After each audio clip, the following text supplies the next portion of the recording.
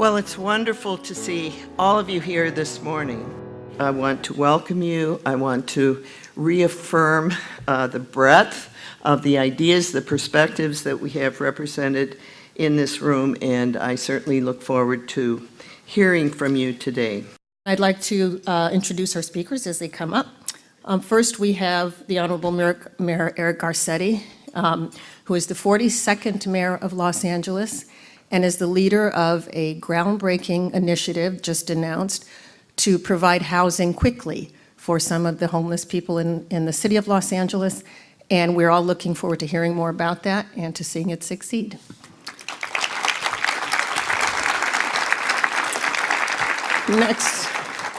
Next we have LA County Supervisor Mark Ridley-Thomas. He's been on the Board of Supervisors for a decade and is chairman of the board and has been a leader in county efforts to increase funding and increase attention and increase collaboration to help house homeless people and provide needed services. The Honorable Mark Ridley-Thomas.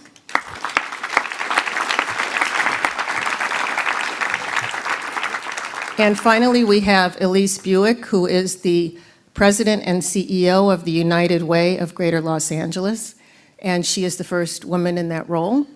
And she is a well-known community advocate and has long provided a voice for the most vulnerable neighbors of ours in Los Angeles, homeless military veterans, mentally ill, low income, and so we welcome her. Thank you. And we're going to open with Mayor Garcetti. Thank you. Thank you, Sandy. Thank you, Sandy. Give Sandy a round of applause for her incredible voice and work. I was told 15 minutes. I'm going to put my timer here, too, just so I can try to be respectful. I have so much to say in a very short amount of time, but let me just say how overjoyed I am to be back on this campus and in this room. My first job after graduate school was teaching here, and when I got elected to the city council, I kind of put together that I realized when I was a professor, I had all the time in the world to think about things, but no power to directly affect things. Then I became a council member, elected official. I had all this power to directly affect things, but I had no time to think. And I hope this room can be a coming together of both of those, the very best of what academia can bring and the power of what we as individuals engaged in the community in our work and as elected officials can do as well. And it's a privilege to be in a room of folks that are committed to this fight with us. When I ran for mayor, I remember an LA Times reporter coming to me, and I said back then, we will end homelessness. That needs to be our aspiration in Los Angeles. And he said, end homelessness. I said, yes, we are not called here to address or to reduce homelessness. We are called to end homelessness. That should and must be the goal for all of us in this city here today, because this is the greatest moral and humanitarian crisis of our time. I'm going to speak a little quicker than I usually enjoy doing because I want to get through all the substance of this, so excuse me, but let me walk back a little bit history. How did we get here? This crisis has been decades in the making. We can think about the last time we saw this level of encampments in Los Angeles. It was after World War II. As GIs came back and Westlake Park, which was later renamed MacArthur Park, was filled with veterans who had no place to live.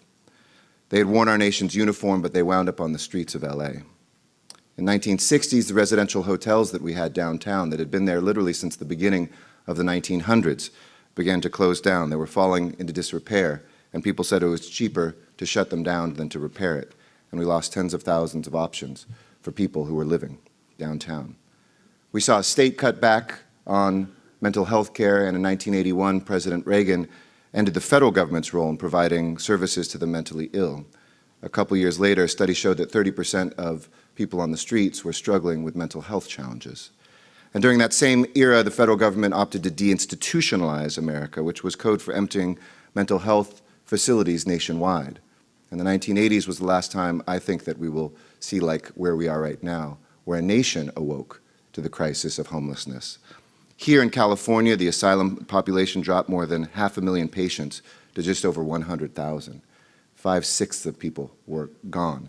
And the promise of neighborhood clinics and community clinics never realized, an echo of what we see today with our criminal justice reforms that have been well intended but not adequately addressed. At the same time, back then, federal programs for the poor were reduced by $57 billion. Virtually no public housing was constructed in this nation in the 1980s.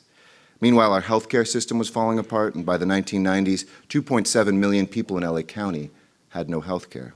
People often faced an impossible choice of paying for healthcare or for their rent. And it's no surprise that our cities and our counties' homelessness population skyrocketed.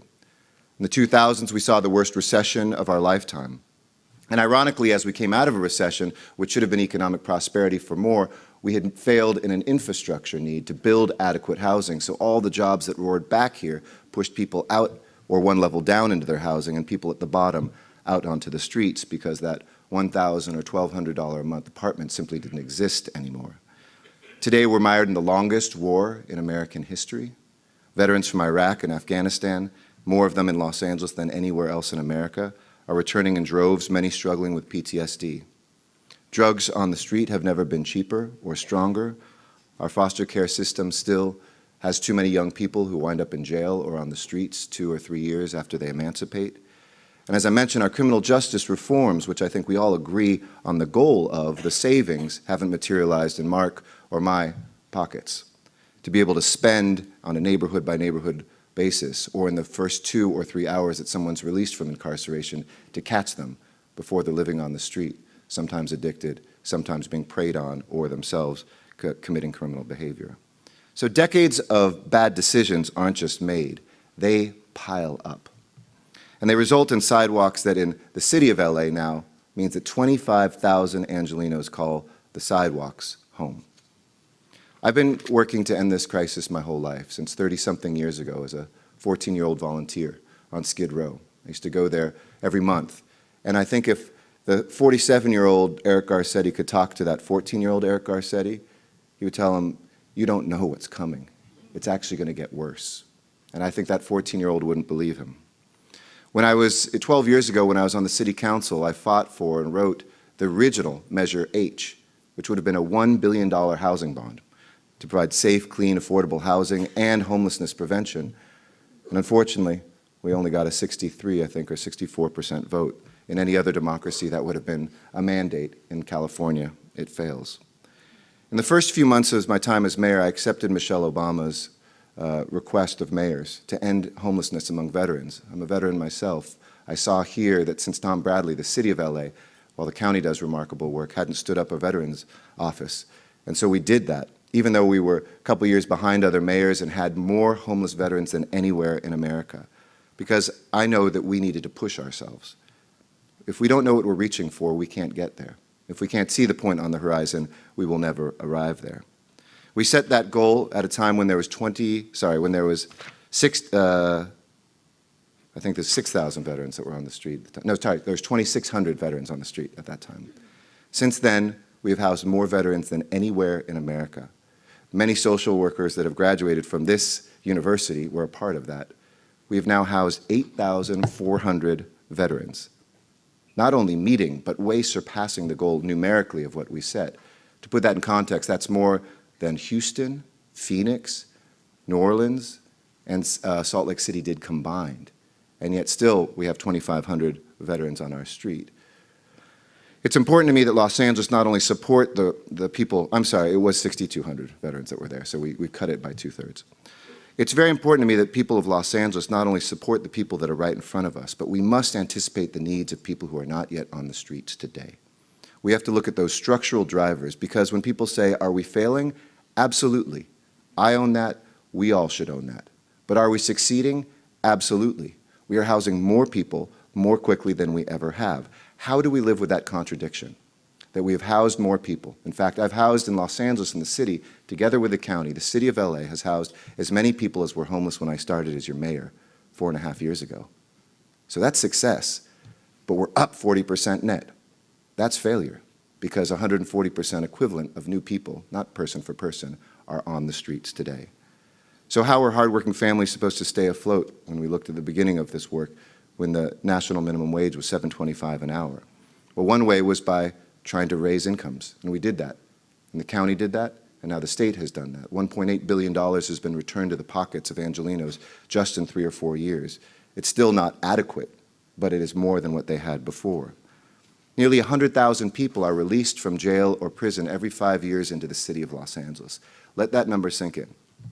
100,000 people, 100,000 people, the size of a decent-sized American city, are released every 5 years into the city of Los Angeles. More than 1/3 have no place to go. They write on their forms either the shelter they're going to or it's blank because they're homeless. So about 37,000 people are being released every 5 years into the city on top of the work that we're doing to get the 25,000 who are living on the streets today somewhere. We stood up an Office of Reentry in the city of LA for the first time since Tom Bradley. We brought home $6 million from Washington in 2015 to start LA Rise, a program that's already connected more than 1,000 formerly incarcerated and formerly homeless individuals to employment. We know that in California, if you are if you are released from prison, you have a more than 2/3 chance of going back to prison. But with this program that we've had a 1.4% recidivism rate. This works. It's what we need more of and we need to see. But we have to now sit down. I'm going to be sitting down with the sheriff, looking at our state officials, and figure out a better pathway for the moment that people are released so that the street isn't their option, but some healing, whether it's meaning anti-addiction programs while they're incarcerated or when they get to a street for the first time out from behind bars, they have a job training program or something else helping them. We looked at housing in general. I set a goal of 100,000 units of housing because home ownership was out of reach at its lowest rate since World War II, and rents are too high. And we are not only going to meet but surpass the goal of 100,000 housing units built in 8 years, but it's still not enough. The city of Los Angeles isn't an island. We are part of a much larger housing market, and we need other cities to step up too. We fought for a linkage fee to finally have the dream that Measure H and other things, the original Measure H, would have given us of an ongoing source of funding to build more affordable housing. And thanks to the City Council, we passed it so that we'll have every year $100 million to subsidize $400 to $500 million of affordable housing. I have 5 minutes left and 2/3 of my speech left. So that kind of lays the backdrop. Where are we today? I think a couple trends are very heartening. I know our hearts have never ached as much as they do, but I would also say that our hearts have never been as big as they are.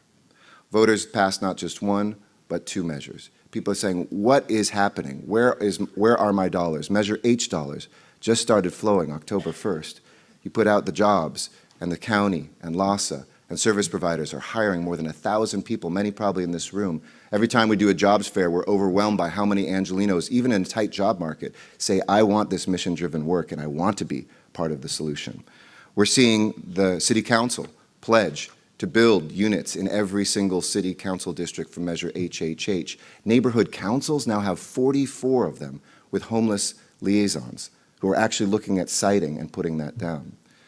On Monday, I announced a program called A Bridge Home. Right now, we see services coming. Not enough, we can always use more, but the days of only 25 outreach workers for 50,000 homeless people are over, and we'll quadruple the number of outreach workers. We should probably do that times 10 more, but we are starting to see the services come to the street. We have the long-term self-sufficiency model of HHH and getting people through transitional housing back on their feet. But there's an S in the middle that's missing between the street and the services and the self-sufficiency, which is shelter. And for a long time, we had a war between are you either pro-housing or pro-shelter. This isn't an either-or. It's a both-and question. It's like putting our feet on 3 accelerators at the same time. I had so many questions. Well, if you're expanding shelter, does that mean you're doing less housing? No. In fact, we even need more. Does that mean we're going to have less services? No. We need even more. It is the services, the shelter, and at the same time, the permanent supportive housing that will allow us to be able to finally see these numbers come down. I got the 2-minute sign, even though I had 3 minutes here, but all right. I'm always respectful of time. So, where is the cavalry? You all are the cavalry. I think that if we look at how we will end homelessness, how we will fulfill the promise that Mark and I, and let me just say briefly, even if I only have those minutes, I need to spend a moment on how changed the relationship between the city of Los Angeles and the county of Los Angeles is. Instead of blaming each other or seeing each other as competitors, Mark joined with us when we passed HHH. We joined with him passing H. Phil Ansell, who is here, talks with our city counterparts. We have, for the first time, a coming together that we are one team, that a fire department can open up a sobering ambulance to pick up people who are overdosing, and instead of taking them to a county hospital to sober them up, put them back and rinse and repeat, they can drop them off at a county sobering center to get them connected with healing and long-term care. We see an ownership across the board now that is allowing us to finally see, I think, the end of the way. But a bridge home is this effort this year to stand up 1,500 more shelter beds linked closely to where we see encampments. The old model of housing, which has one permanent supportive housing, is a great model. But on the street, that may mean that as we rank who is most vulnerable and closest to death, and we have 2 housing units, 2 people out of that encampment of 20 get plucked out and put into that housing. That encampment remains with 18 folks there, and maybe next week 25. It doesn't work for breaking that, where people are being raped, where people are going through overdoses, where people have a false sense of security and are building intentional communities because it's the only community they have, but we have failed them. So the county has agreed to work with us, and the city has agreed to work with the county to focus on those areas that are full of encampments, and to not in a single day and then leaving, or a cleanup team or some cops, but to bring folks who will give long-term intentional work over a series of weeks, saying that 6 weeks from now, or 12 weeks from now, we will be clearing this encampment. But in the meantime, we do have a shelter right here, 24 hours, where partners and pets can go. Will there be services and storage? And we will never move somebody without the promise of that. But just as we did around Lawa, around Manchester Square, where we're going to finally bring a people mover into LAX, we worked that area for a number of months and had incredible outcomes to be able to make sure that people knew that finally that promise on the street wasn't just an empty promise, it was real. We will need your help. And one last thing for USC, because I got the time is up, is I hope that you will, as an academic institution, we're so excited to be working with you. And for everybody here from every other academic institution, we need you to help us build more, connect faster, and to know more. We are stumbling forward in the dark. 1 homeless count a year, and that's it. So everybody's got a theory in this room, the deepest practitioners, the academics, but this is LA. And we have USC, and we've got UCLA, and we've got Loyola Marymount, and we've got tons of institutions that should be tracking this. If this is the #1 concern for me, for Mark, for this city, and the biggest crisis we face, the only thing standing between, I believe, this city's greatness and the future, we should make sure that we know who the folks are that are out on the streets, track them more intelligently, put a model together of vulnerability, heat maps, poverty, focus our housing much more strategically, our jobs programs, the folks coming out of prison. We have to share data, use data, analyze it, and I hope USC, in its 2nd year, so then we come back for the 3rd convening, can help us stand that up. Whether it's at the county, at the city, with LASA, or all of us together, we need to research and assess cheaper building of housing. We need to engineer things better. We need to evaluate things better. We need to engage people better. And we have to make sure that we can look at what works. If we do that, I know that next year will be the first year we come back here and say, finally, the bad news is good news. Homelessness is down in Los Angeles, and we are the national model. And looking at you, I know that's what we will be doing next year. Thank you so much.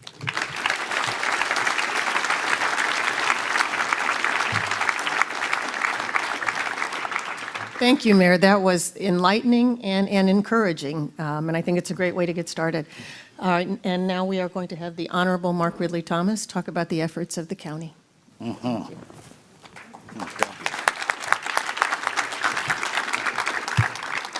Well, thank you very much, ladies and gentlemen. Delighted to be here, to be home in many respects. And I wish to say to Dean Marilyn Flynn, we thank you for your leadership. Let's give the Dean a round of applause, ladies and gentlemen.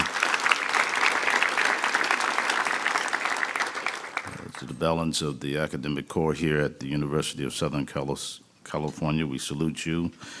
We acknowledge you. We recognize that this is a multidisciplinary pursuit by design. When President Nikias and I first sat down to talk about this idea, it was interesting that not shortly afterwards, I was getting calls from a range of academic officers, deans from respective schools saying, what did you say to the president? He's on fire. Give the president a big round of applause. Max Nikias. Mr. Mayor, we thank you for your remarks, your insights. This is a morning for us to take another look. The first convening, I was pleased to be here to make preliminary remarks. I'm here again by the grace of God to make additional remarks, and when you convene the next time, I hope that I will be able to offer more insights. Would you repeat after me? Everyone in. If you wouldn't be bashful about it, let me ask you to repeat yourselves again. Everyone in. Everyone in. Elise Buik is going to elucidate. After I'm here, I just wanted to get that out of my system. May I say, in a county as prosperous as Los Angeles, in a state as wealthy as California, homelessness is a moral crisis which will define our civic legacy in the eyes of future generations. Last year, as you know, the people of the county of Los Angeles opened their hearts and their wallets and said yes to Measure H. It was a stunning victory. Many of you were a part of it. The University of Southern California played a role in it, a very active role in it, in terms of its intellectual prowess, but its financial resources were made available, and it's a matter of public record, so I'm not disclosing anything that isn't known, and I'm proud of the fact that universities such as this help when they know help is needed. And it seems to me that the voters got that. It was unprecedented. For the first time since 1902, a revenue measure on an off-year ballot had been put forward and succeeded. I did say 1902, and it came in, it did come in at 70% affirmation. That's a big deal. And so what did Measure H afford us? It afforded us roughly $355 million a year, and it will allow us to scale up our compassionate and innovative strategies.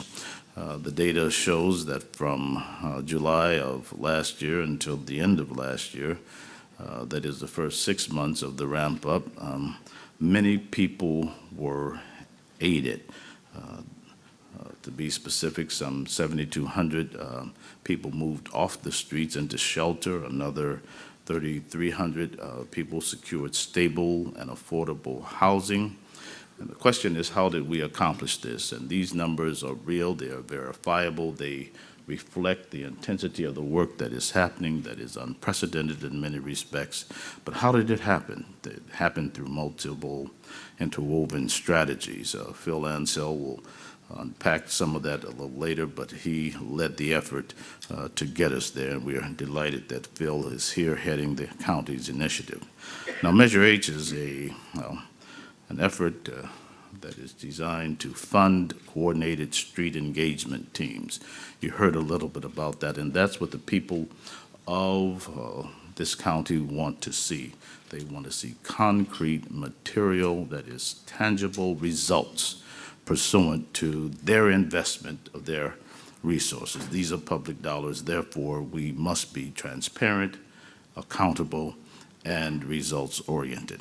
I want to say the following. These street engagement teams, they excite us because those encampments that have increased, the last data said that the encampments increased from 2016 to 2017 to roughly 22%, and so we have nurses, mental health clinicians, substance abuse counselors, and those with lived experience in teams that go out to these encampments, and they don't leave until something happens. They are multidisciplinary by design, because it takes all that. And the fundamental thing that they are seeking to do is establish trust, and then they bring their trained experience to bear. The numbers that I shared with you earlier essentially mean that this is working, and what we have to do is scale up, and that's why we are engaging with the level of force that is required.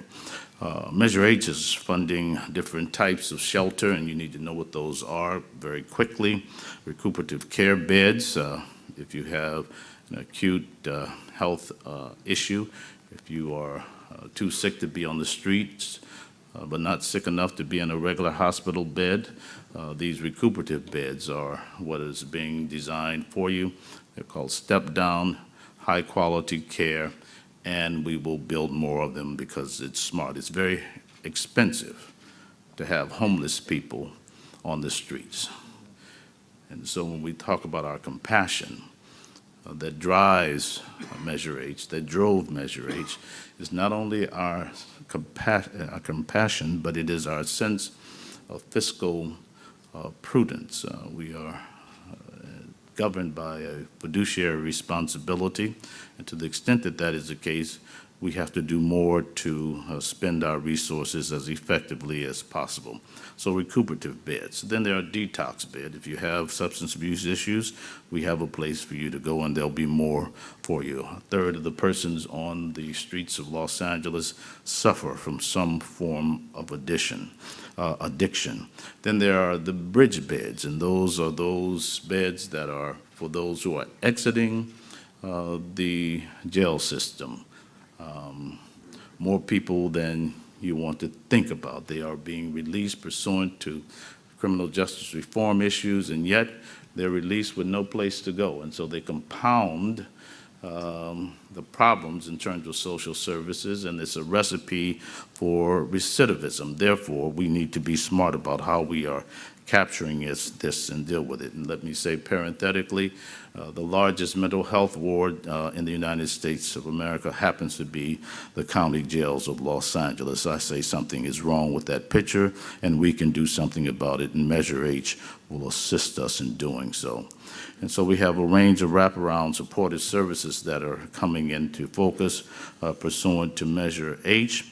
Measure H funded intensive services for some 1,300 tenants and new supportive housing units, and that's a good thing, and it's important. I see the 2-minute sign. I'm a Trojan, so I'm disciplined. Let's go do what we need to do. Well, we're ramping up the production of affordable housing. We say housing first, but not housing alone. You can't make this work if you just build new affordable housing. Services are required. The range of services that I articulated a moment ago are fundamentally important. In the 2nd Supervisorial District, the home of the University of Southern California, I might add, we'll see over the next 12 months as many as 50 new affordable housing units per month. That's doubling the number that we have done. This is verifiable. Don't believe me. Talk to the staff of the 2nd District. They know what they talk about. They just put me up here to say these things. But you will see concrete results, and we cannot do enough fast enough in the face of this crisis. Let me conclude by offering these insights. It was just a couple of weeks ago that I was in Memphis celebrating the commemorative of Dr. King's assassination. Imagine 50 years ago on April the 4th that such a tragedy struck our nation. Dr. King was at a turning point in his own witness publicly, and it was at the point of his assassination that I began to embrace the philosophy of nonviolence. And I think you will agree that involuntary poverty is a form of violence. And homelessness is the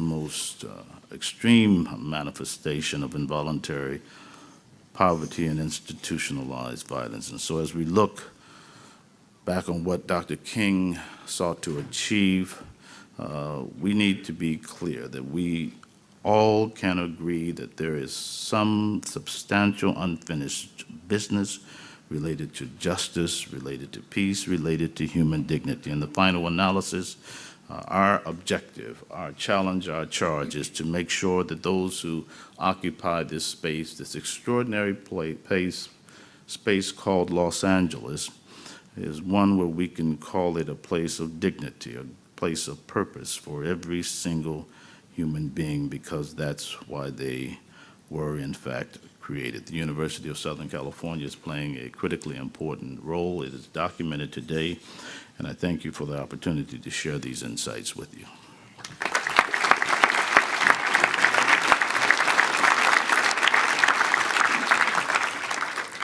Thank you very much, Mark, our Honorable Supervisor Mark Ridley-Thomas. I know we are running a little long, and I will just be realistic and say we may not have time for questions because we are not going to shortchange our third speaker. And we are very fortunate today to have a full program where you will have time to ask questions and to have three such visionary leaders who are clearly morally and financially and intellectually committed to solving this problem in our region. So I want to thank them all. And I know Mayor Garcetti has to leave before too long for another engagement, so if he ducks out, that's why. And I would like to welcome Ms. Buik to the podium. Thank you.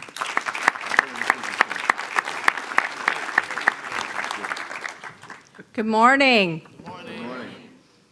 So I was taught when I come to the university, I have to have my PowerPoint, right? Yeah. So I'm just thrilled to be here this morning, and I really want to salute USC because they have made the defining social issue of our time, ending homelessness, a true priority for every aspect of the university. So thank you, Dean Flynn, for having us here today and for convening this summit. And I'm pleased to tell the mayor we're already ahead of the game. We are partnering with the USC Price Center for Social Innovation with the generous support from the Conrad N. Hilton Foundation on a homelessness policy research institute.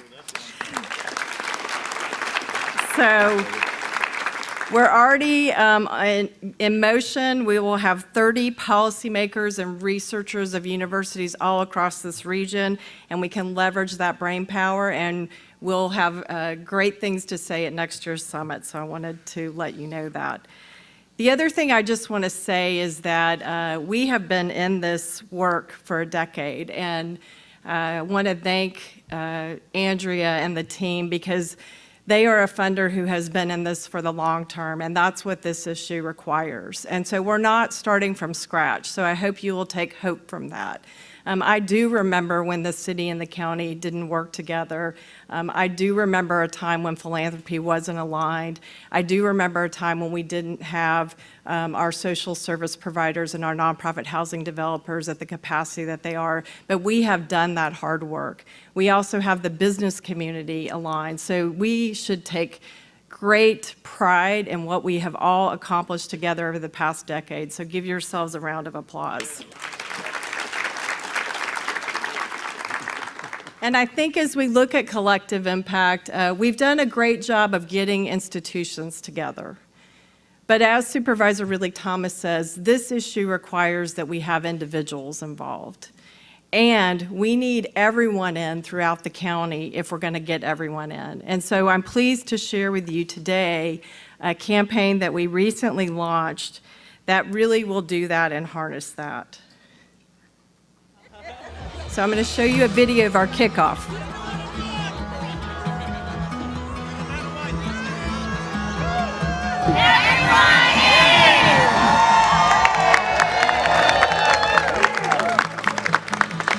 This is a pivotal moment for our community. We have an unprecedented amount of funding to build housing, to fund services, and for the first time to allow us to focus on preventing families and individuals from falling into homelessness. We are here today to say that no human being is invisible, that each and every person is created in the image of God and deserves to live in full dignity. This is an army for good. an army that is fighting the injustices of poverty and the indignities of homelessness. To get everyone in? We need everyone in. There's many faces, there's many people with different situations, and at times we're one crisis away from being there ourselves. These amazing women in Skid Row were able to navigate me through the system, but most importantly, I found permanent housing. Resources change homelessness. It ends homelessness, one community at a time and one person at a time. I am in. We are not the homeless capital of the world. We are the city of angels. We come here, we live here, we are in this community. I grew up down the street. All the outreach workers that are here today, we are all in and committed. Supportive housing works. We have to encourage people that don't know about this movement, about the Count Me In movement. We got to encourage them to say, I'm in. Thank you, voters. Through H and HHH, we now have a plan, we now have a partnership, we now have a city and a county that won't settle until people are fixing the streets instead of sleeping on the streets.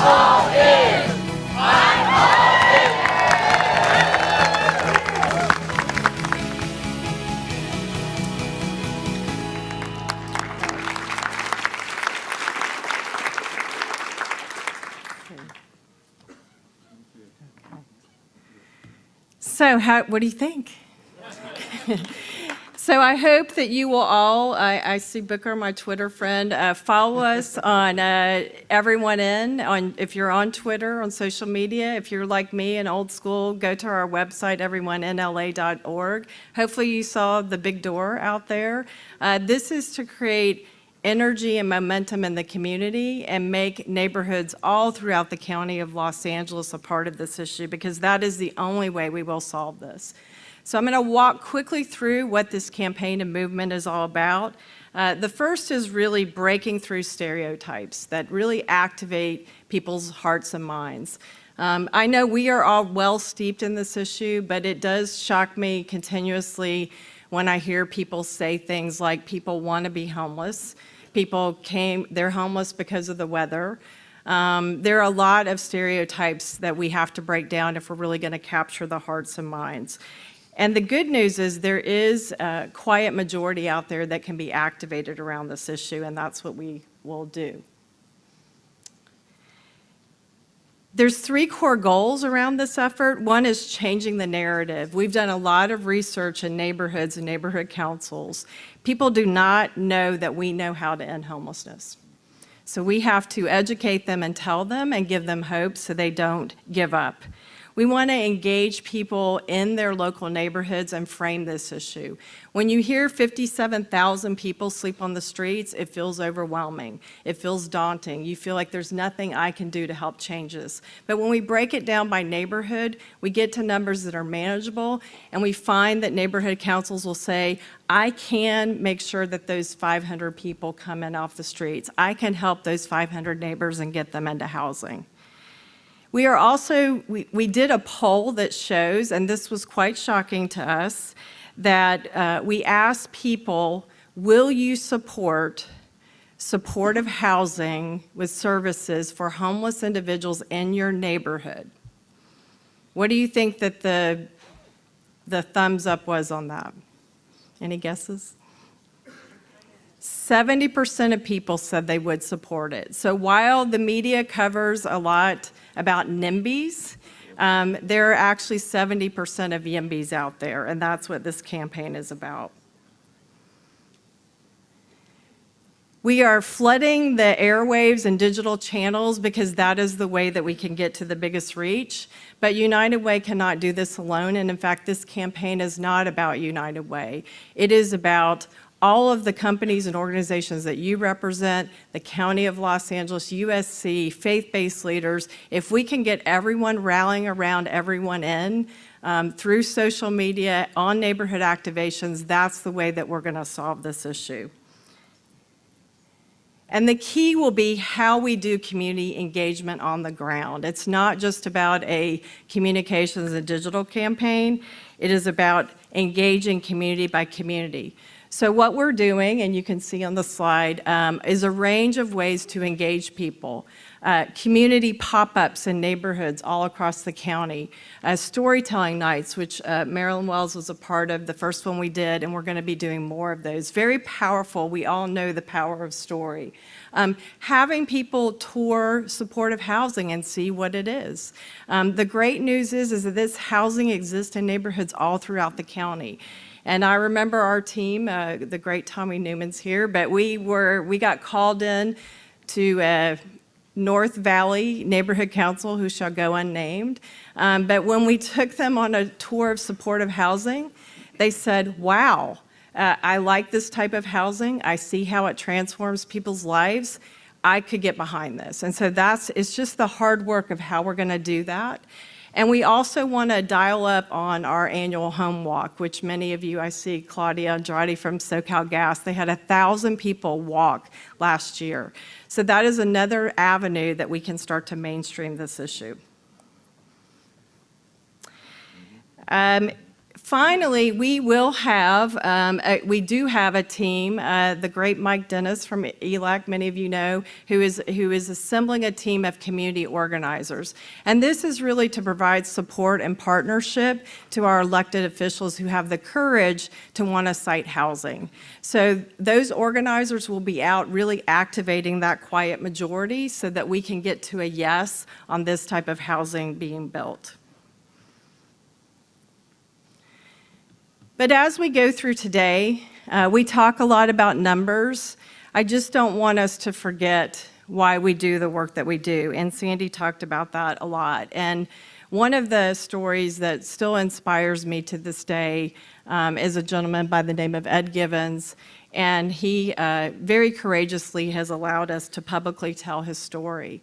And Ed was on the streets for decades, in front of that wall. He did not want to go into a program, but this is actually outside of a Salvation Army program center, and he picked that place because he felt safer there. And at the time, shelter wasn't the right solution for him. There wasn't a lot of options to get him indoors, and outreach workers worked with him. And I will say, and the supervisor referenced it, they didn't give up. And so here is a picture of Ed today. And so I want to salute the amazing outreach workers. They were at that launch of Everyone In for not giving up on the thousands of our neighbors who sleep on the streets each and every night, for not giving up on Ed. You can see, it has changed the course of his life, and he has regained his humanity and his dignity, and he is a neighbor I would be proud to have in my neighborhood. So let's remember Ed today as we talk about solutions, and let's remember it will take everyone in to get everyone in. Thank you.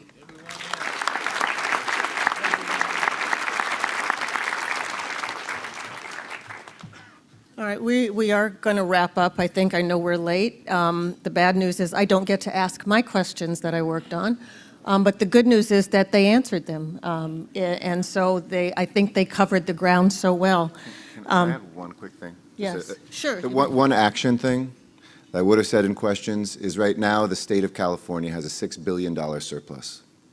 That surplus was put together by our hard work and this city and this county. And the local communities of California have asked, we met last week with the governor and legislative leaders, and there's a piece of legislation, AB 3171. Write that down.